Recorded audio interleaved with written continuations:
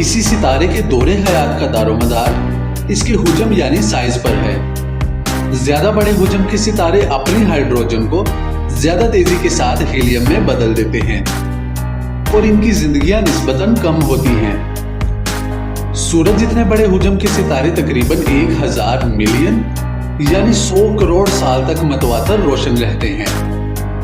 हमारा सूरज अपनी आधी जिंदगी पूरी कर चुका है।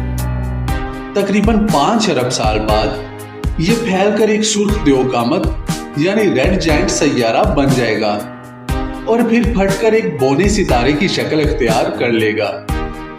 जब किसी सितारे में मौजूद ज्यादातर हाइड्रोजन हीलियम की सूरत इख्तियार कर चुके तो ये एक रेड जायंट स्टार बन जाता है।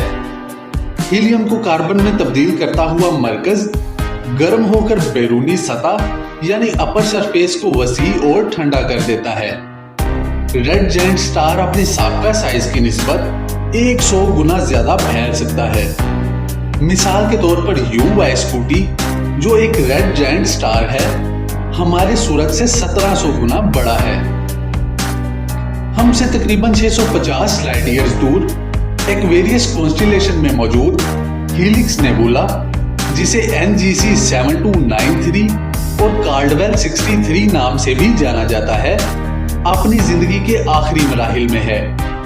इसके गैस के खोल फटकर एक वाज़े तौर पर नजर आने वाला रिंग तश्कील दे चुके हैं जो 2.87 लाइट ईयर्स तक फैला हुआ है और ये 31 किलोमीटर पर सेकंड की रफ्तार से फैल रहा है।